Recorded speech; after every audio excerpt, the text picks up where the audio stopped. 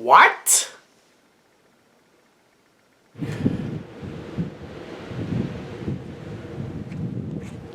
Nice shot. Oh, 50,000 tries later.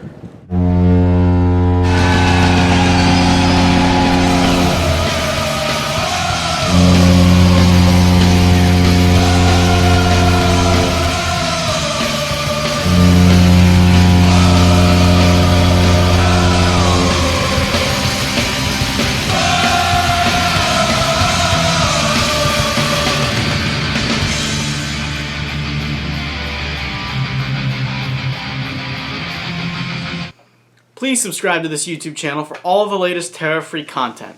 So, the Ducks played a game of hockey in the NHL, as they are normally expected to do on the nights that they're scheduled to. They went up against one of the top 5 teams in all of the NHL, in the Dallas Stars, a team that generally has had the better of us. But in this game, the Ducks... They won?! And they shut them out?!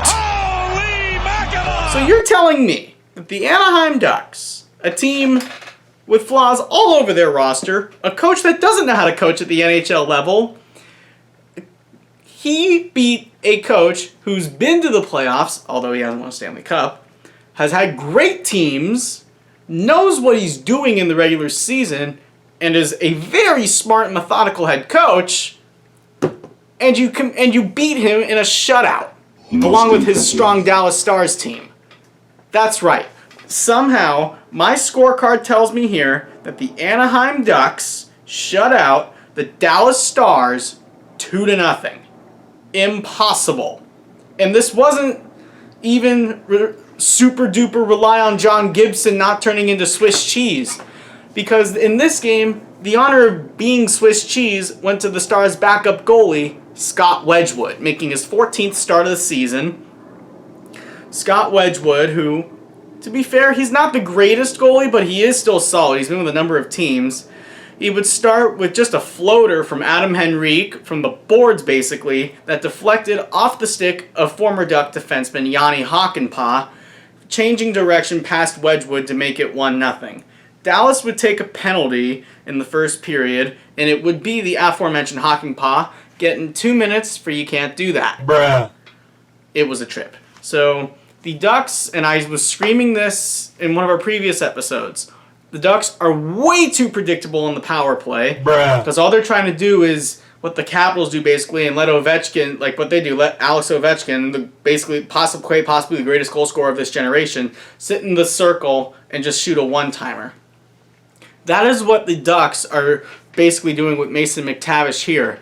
Now, after a couple of attempts, he bombs one past Scott Wedgwood, but watch before the goal. Look at the setup that they're trying to do by trying to establish this one-timer, and the Stars know what's coming here. Have a look. Works the top, 50 seconds in the power play. Zegras gives it back to him. Shot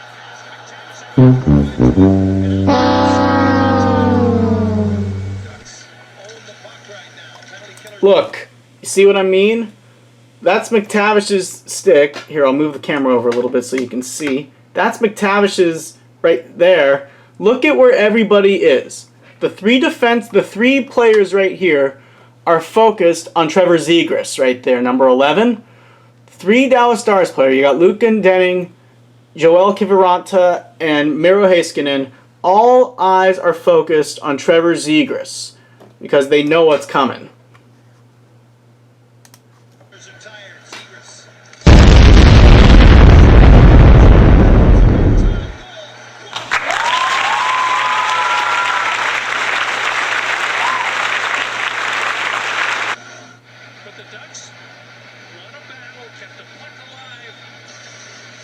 A charm for Mason McTavish. He just buries this one-timer up top.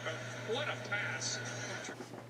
As I said, they were expecting it, but they couldn't stop it. McTavish with that one-timer from below the dot, and he makes it 2-0 Ducks.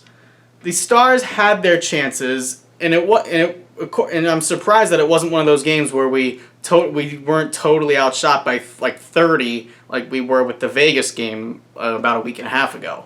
So as the game goes on, the Stars had numerous chances to capitalize on certain turnovers and even penalties. I mean, the Ducks did take a lot of penalties. They took 4, but John Gibson, when he needed to, bailed us out. So clearly, it seems like after I ripped John Gibson to shreds about being Swiss cheese, he converts the Swiss cheese to the other team's goalie.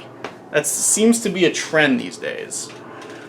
So I don't know if that means I should stop doing it or if I should keep going. I think people who want me to be nice would say, Matt, stop ripping him because he's actually good of a goalie, when I clearly fail to realize that he actually is talented. So, Correct! John Gibson, being John Gibson, he keeps us with the shutout chance to have it. What did he he makes say? saves when he needs to. The defense actually wasn't terrible outside of a couple of bad turnovers near the net.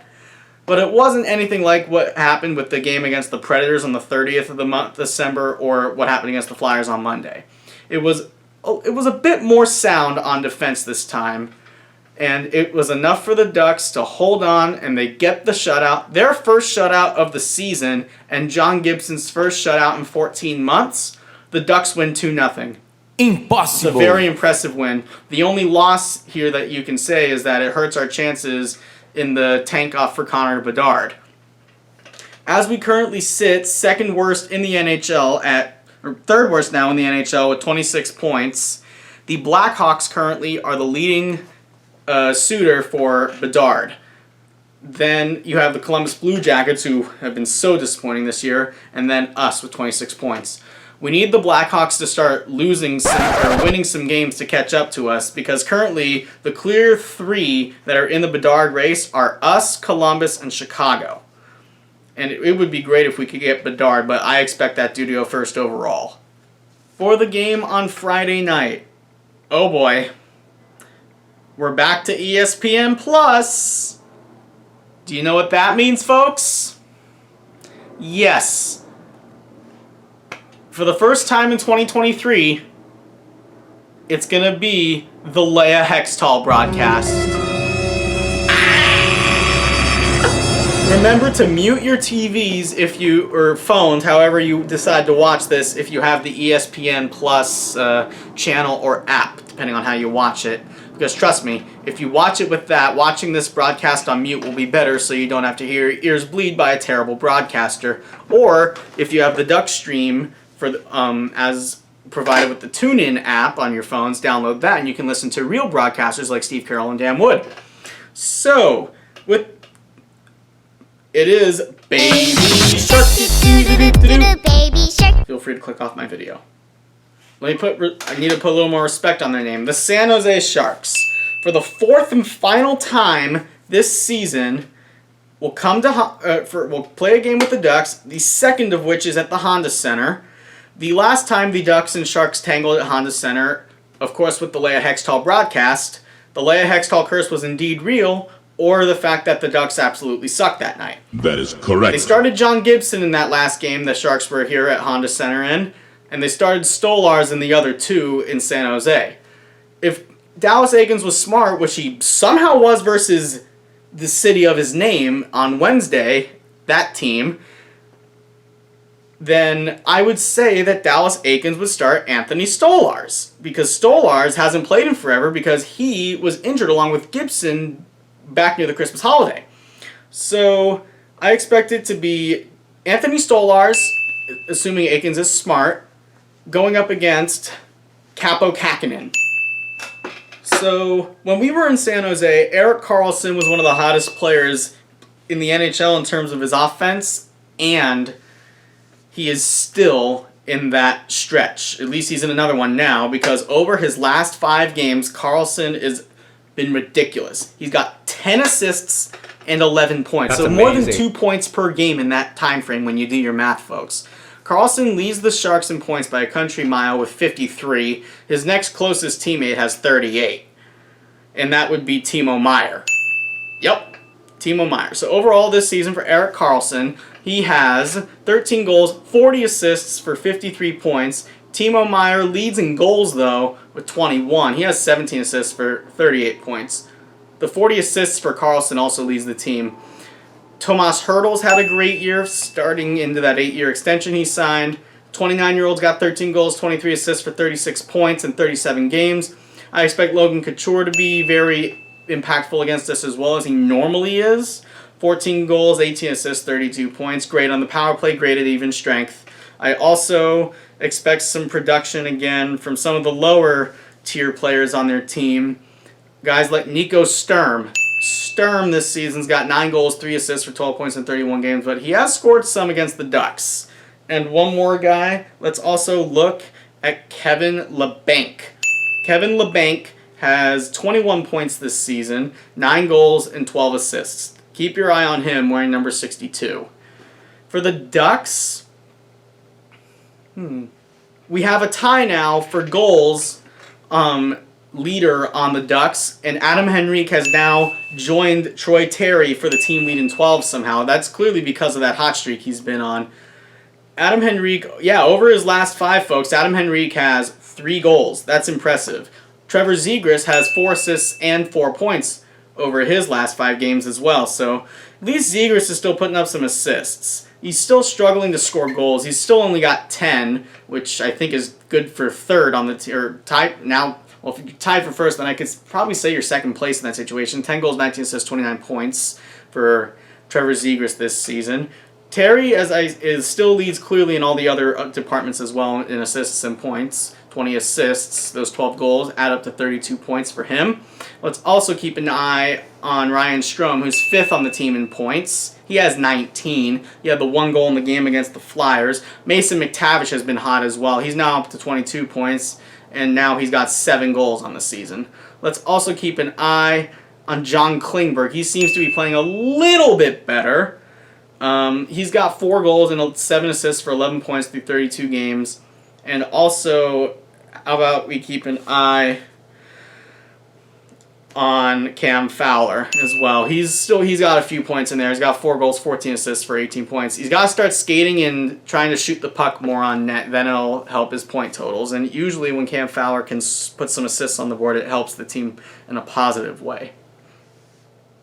The last time I gave confidence to the Anaheim Ducks about them possibly winning a game against the San Jose Sharks, it resulted in that 6-1 loss. So I'm going to do the opposite this time, even though it is another Leia Hextall broadcast. Are you sure about that? I am going to go with a loss. And now because it was at home and they killed us at home the one time this season, I'm going to predict another blowout. While I believe Anthony Stolarz will start, I expect Aikens to go with Gibson for some reason. And the Ducks are going to blow another one, and they'll lose this one 5-0. And this time not facing a third-string goalie like they did in the game at home. I have the Sharks beating the Ducks 5-0, and they will split the season series at 2 apiece. All right, everybody, that'll do it for this episode. Thank you for watching, and remember to like and subscribe if you haven't done that already, clicking that bell up in the corner to be notified when I post new content so you know exactly when it's up on my channel. Have a good day, everybody. Stay safe, and let's go Ducks.